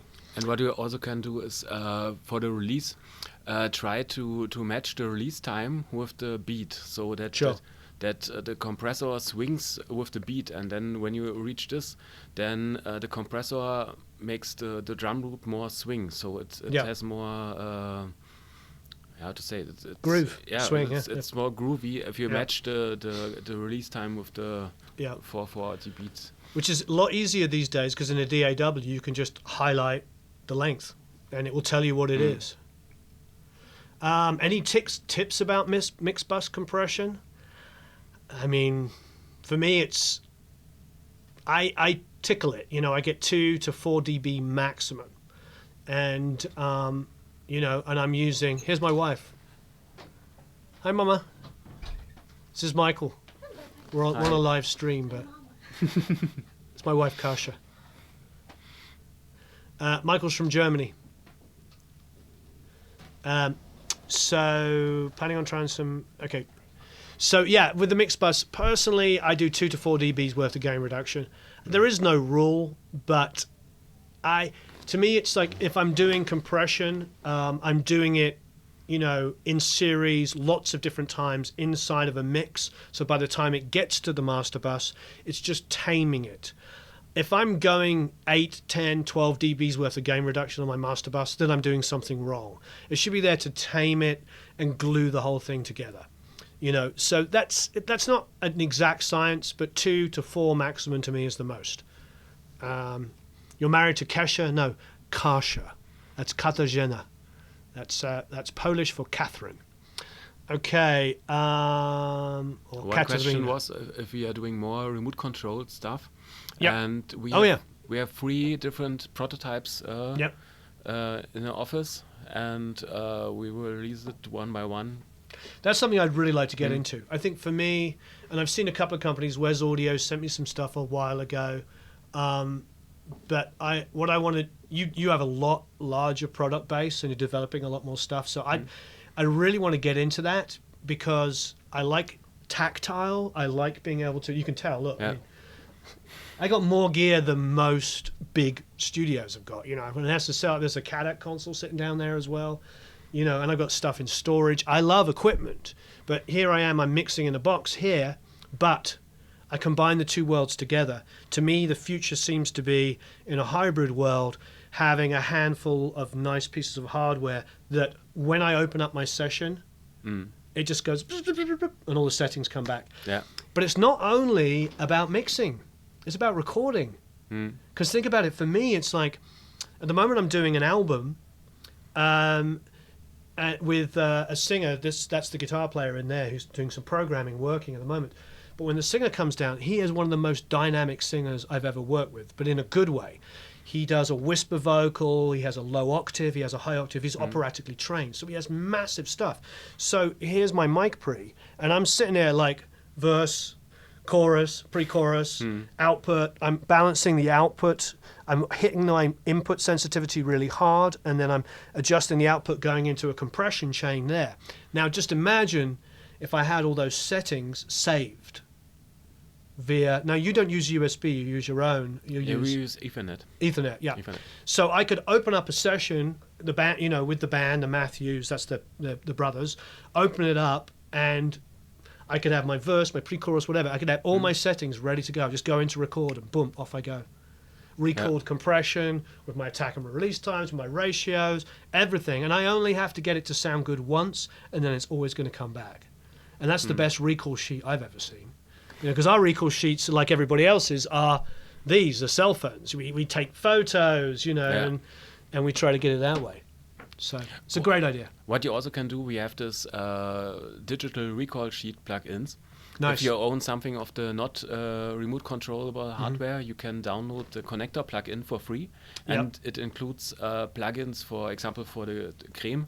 And you can use it as a recall sheet. You set up the plugin to the same settings, and it's saved in your song. Great. Of course, when you reload it, you have to set it manually, but you have the plugin that reminds you what you have used in the song. That's great. And that's for free, so you can just download it. And that's a great idea. And if you want to pose and say, look what great plugins I have, you can download it. It does nothing to your audio. You can just show, I have Tegeler plugins. There you go. I really like the Studio One Multicomp plugin, Mixbus 32. What's your favorite compressor? My favorite compressor? I mean, just as a style of compressor, I think probably most engineers would say 1176 for a favorite style of compressor. I think it's because it's the only quote-unquote old compressor that had a fast enough release time. Because that's one of the problems with older equipment. It's great, you get an old LA2A, all of these older compressors, Gates, they're all fantastic, but the release times are just dreadful. Yeah. You know, that's why people are taking Fairchilds, why people are taking, you know, old tube equipment and designing it so that it has faster release times. Because it was not designed for music or not for that purpose. So, the old ones were used for telephone lines and also for radio stations to keep the level constant. And then a long release time would be more useful. Yeah, they just wanted to grab it and then hold it down forever. They didn't want another transient to come through. They just wanted to do this. Yeah, you have to do it for radio. When you have a FM radio, you have to reduce or to limit your bandwidth, because then if you are too loud, then you interfere with the next radio station on another frequency. So it's necessary to have a limiter in the bus. Interesting. It's what's that? Martin Franken. I got to follow some of these conversations. Someone asked how to pronounce it. Tegeler comes from the part of Berlin that's called Tegel. Yeah. It's also where the airport is. The old one, not the new one. Not the new one that's still being built. And I pronounce it in German. It's Tegeler Audiomanufaktur. Tegeler. Mit Tegeler. I. Tegeler. Tegeler. Is that okay if I say Tegeler? Yeah, it's okay. Close enough. It's between I and E. So it's somewhere Tegeler. Tegeler. That's right. And Well, also the Schwerkraftmaschine and Raumzeitmaschine. yeah, well, we're gonna do after we finish here. We're gonna do an unboxing video, and Michael's gonna explain what everything does, and we're gonna try our best to kind of hook some things up.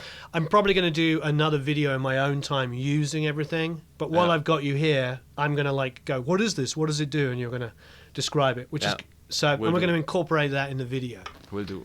So it's gonna be pretty awesome. There's tons slow release times. My price, blah blah blah. Excuse me while I just go back through these questions. Gating drums to ADSR shape them. Yeah, we did a little bit of that earlier in the stream.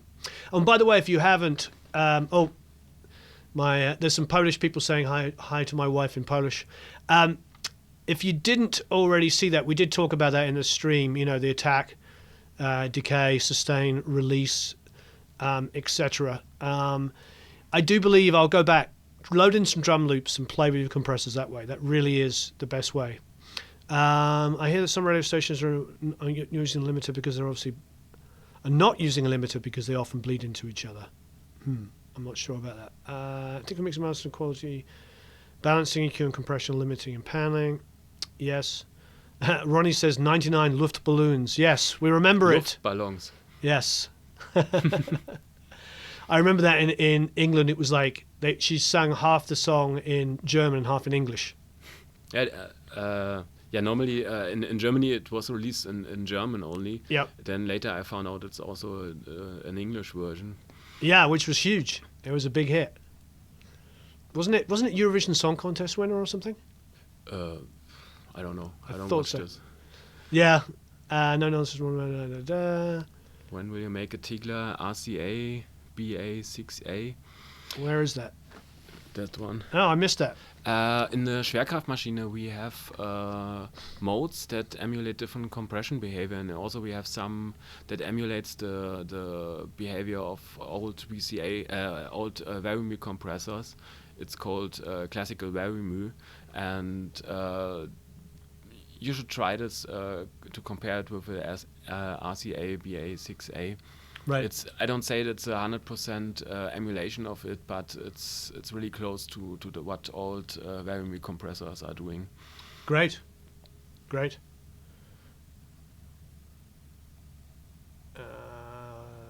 Do I use the auto release on SSL all the time? There you go. That really is. It's smarter. It does it smarter than when I try to set the release. And most Lithuanian and Polish girls are the most beautiful in the world. My wife, I'm sure, would agree with that. You're not? Oh, I agree with it, yes. Okay. But she would definitely reinforce that. You get a code. You get a code for a very reduced price. I'm not sure what that is. Oh, this is talking about the mix bus. That's a DAW. Blah, blah, blah. Super smart time, blah, blah, blah. SonarWorks reference stuff. Yeah, that's good. We're about to talk to them. You'll get that. Rock Me Amadeus. That's Falco was Austrian. Yeah. Yeah, we all knew that. Bauhaus were English musicians. Yes, they were. Kevin lives up the street from me, the drummer. Have you missed all the giveaways? No, we're going to do one more now. We're going to do one more giveaway.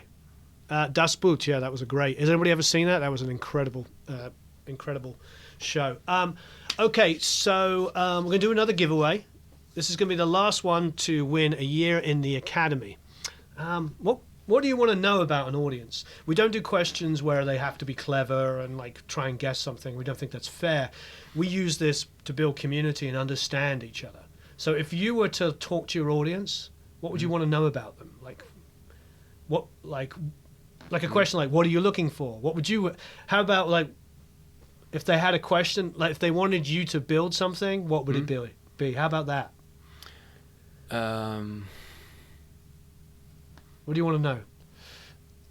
What I love is when people tell me how they work. I also love to sit in the studio, watch people doing their session the whole day, and to see what they are doing. Everyone is doing it in his own way, has his own style of doing it, and that gives ideas how how we can improve this. So Sure. to see. So you want to know a little bit more about their workflow. Yeah. So everyone has different workflow. Everyone wants different things from a compressor.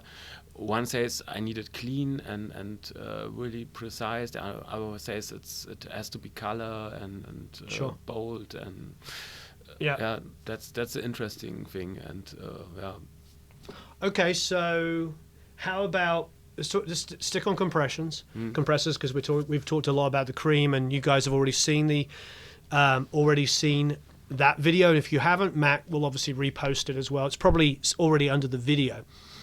So I suppose the question is, if you can answer it in sort of one or two lines, what do you want from a compressor? What are you looking for a compressor to do? What is the one thing? And if you don't know, you can answer, I'm not sure. That's fine. That is allowed to be answered. Because there's no right answer or wrong answer, you know? But what are you looking for in a compressor? Ronnie's a Scorpions fan. okay. I know Martijn says it's a 4-page essay. But I think compressor just as front end, no inserts, and not to have 2 AD conversions. That's good. So you just want something simple.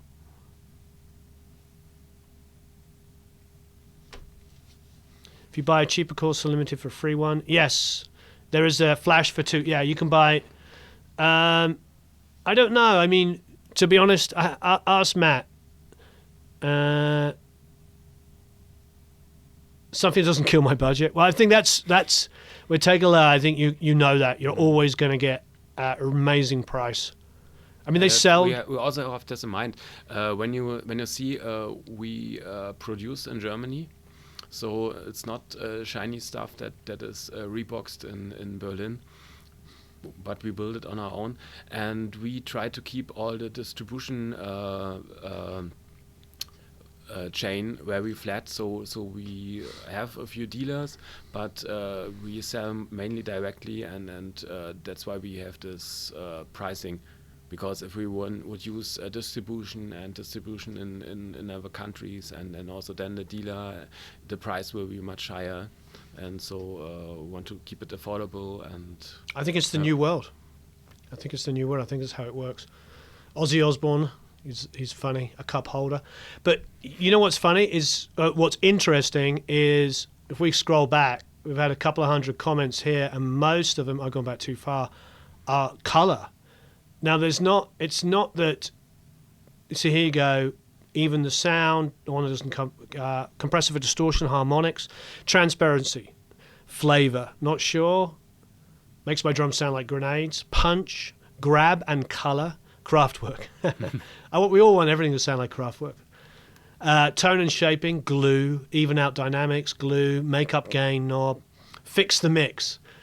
LOL, laughing. Transparency. But so far, I would say it's about 6-7 to 1 with color over transparency.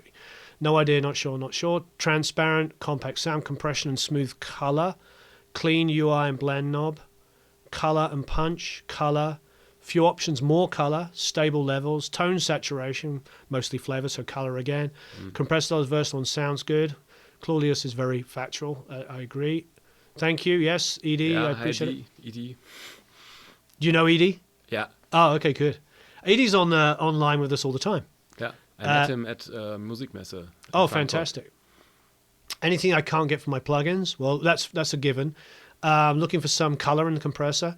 Make things sound better. Not sure. Compressor, set and forget it. That's actually not actually a bad thing to say, Anita. Yeah, that's good. I mean, that is quite frankly what I do. I get a bit of, and this is going to sound really dumb because I'm really dumb. I set the EQ for boom and fizz. At the moment, we've got 60 and what have we got on the top? I believe 12. Yeah, we got 60 and 12 set on it, and actually a decent amount. Yeah, I mean, the way the Pultecs work on the cream, it's set to like 2 or 3, so it's probably like a dB and a half. So it's not like they're not like 1 to 10 dB, are they? But it's probably like a dB and a half at 10K. At 60 hertz, and a little bit more, maybe maybe about 2 dB at 12K. So I'm literally doing a bit of low and a bit of high. And I'm leaving it like that, and I'm getting 2 to 4 dBs worth of gain reduction. And I'm mixing into it. And because it's up there now, I can come here, turn the speakers down really low, use my little speakers here, and just look up quickly, and just see it just tickling it. And it's great. And that, to me, it becomes this thing where I know everything is working properly when I'm just getting just a little tiny bit of compression. But I like mixing into a little bit of EQ like that. Uncompressor that doesn't compress and you don't know it. Yeah, I mean, that's the transparent thing I give. Color, taming dynamics, control for life. I know what you mean. Add energy, yes. Yeah, Tom. I mean, when I'm doing things like that on drums, obviously that wouldn't be on my master bus. I'd have that as on my drum bus. But that's why you buy two. Michael would like that. For the drums, we have this magnetism or magnetismus that is a combination of a VCA compressor and a transient shaping module. So you can compress the drums heavily and after that shape the transient to come to smash it or to achieve something like tape sound with it. Fantastic. So that's the cream is not made to really smash drums. You can use it, but I would recommend the magnetismus for this purpose. Roy is asking about distribution in Australia. Can they still buy directly from you and you ship to Australia? Yeah. So no, you don't have any problem with import and all that kind of stuff? Contact us, and we have done this already, shipping something to Australia, and contact us, and we will check it out. So they just go to the site. Is this not signed in? That's hilarious. I got signed out. Okay. What is the website? www. Yeah. www. T-A. This dash? Yeah. A dash M. M or N? M. M, yeah. .de. Yeah. That's the short version, and then you will redirect it to the... Cool. So go to the site there and just send a message. You can even say, Roy, you can say that you were talking to us. Yeah. Can are the best German band ever. I love Can. Mother Upduff.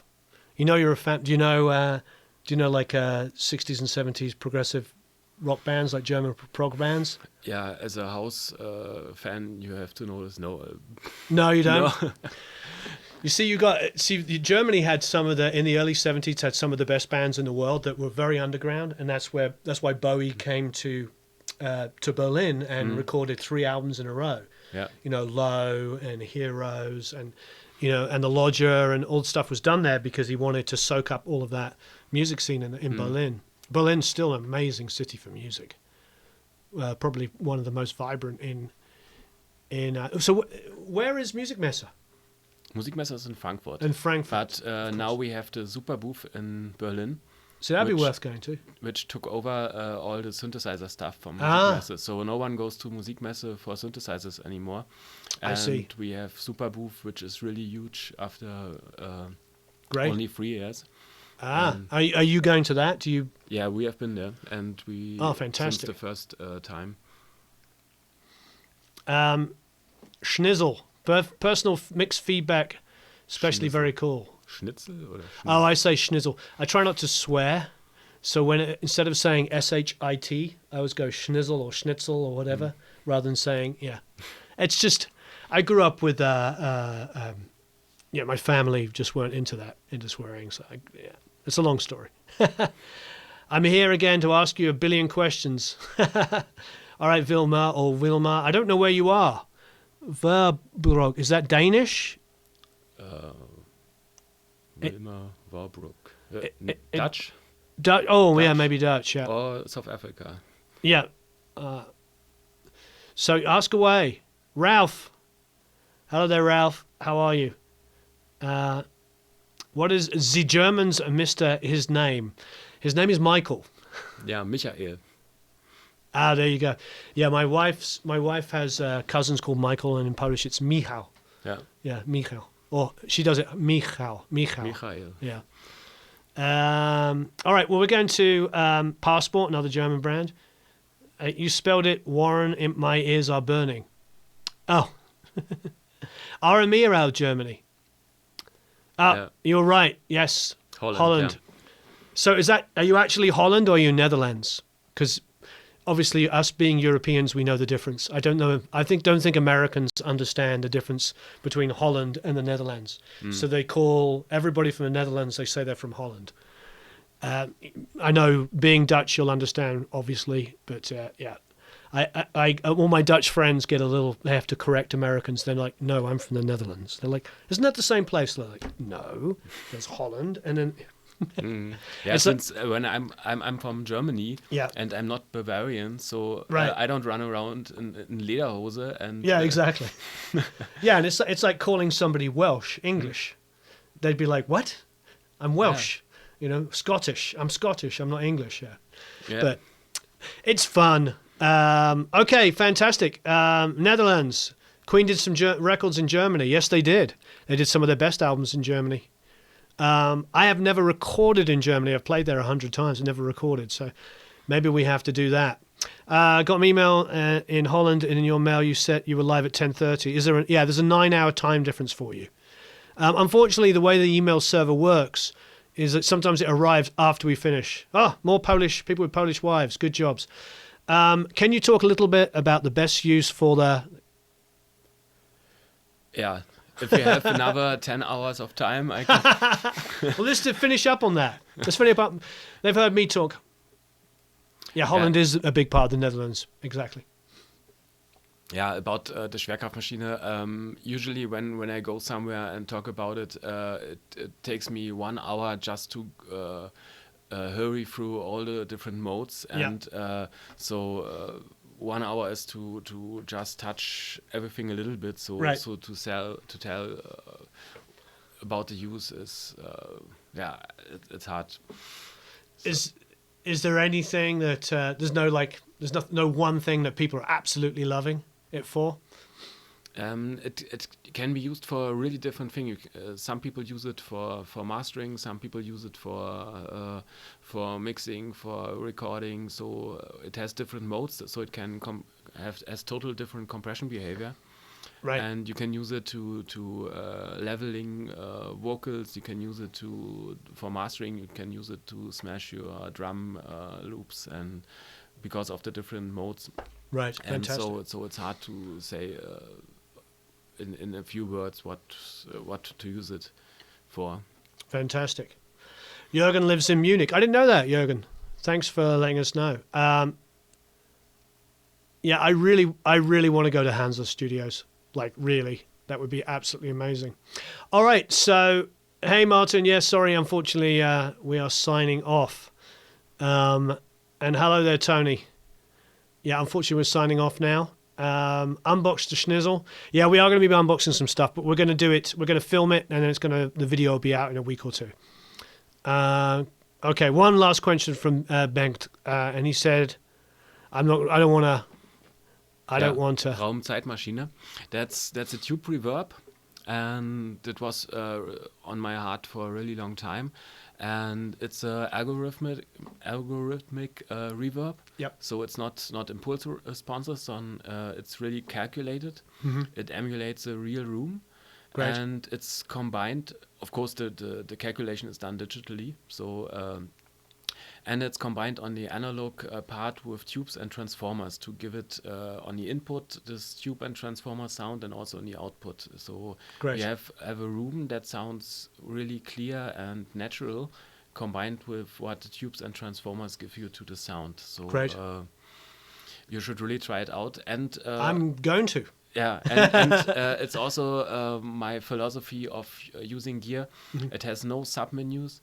So you don't have to step through different Sure. parameters. You have all the knobs on the front panel, and Yep. that's it. So actually it has 6 knobs. 3 of them are to change the sound. Sure. And with these 3 knobs, you can achieve everything. So Great. it's really easy to set up. We had one guys, they are using it for Foleys, for noises for movies. Yep. And they said it's so easy to, when you're in a small room, you just dial in small room and that's it. And then you can also use the knobs for the automation because it's Great. remote controlled. Then the movie goes on and you're in the next room, you just change the sound a little bit. And so it's really easy to walk through the different scenes Great. and adjust the room to match the I scenes. can't wait to try it. It's going to be very exciting. Yeah. All right, everybody, please like and share. And Ryan, were you already a member? Because you won. I thought you were already a member. If you weren't. Oh, and as far to answer the other question, yes, the 2-for-1 deal. I think just email support@Produce Like a Pro if you want to get a second course that's a little bit, whatever it is, we'll figure it out for you. We're all about learning here, and we all want to help people. So if you have any questions about the 2-for-1 deal, just email us. And yes, I'd love to come and do something at Hansa Studios. Maybe we can get Tegeler to book out Hansa Studios for a masterclass. Yeah, when you come to Berlin, then You want to book out Hansa Studios for a masterclass? we can ask them if they want to host it, and That would be amazing. So Yeah. who would Or come at to that least- masterclass? or at least we can make a visit there and say hello. I think we should do it. I'm gonna of all the Germans here, let's see if we can get a good like 10 or 20 people to do the masterclass over there. Thank you, everybody. You all rock. Please like and share to let everybody know. Here's the track, by the way, for those of you, we're going up into the top here, that missed it. This is the one we were talking about today. And you can get the course. Here's a mix. This was the one done in the box, this one. Actually, no, this is the Caddock.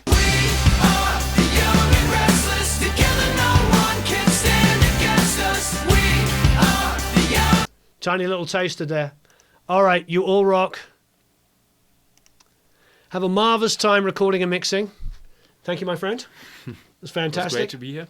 Great to be here too. Great to have you here. Thanks ever so much. Have a marvelous time recording and mixing, and we'll see you all again very soon.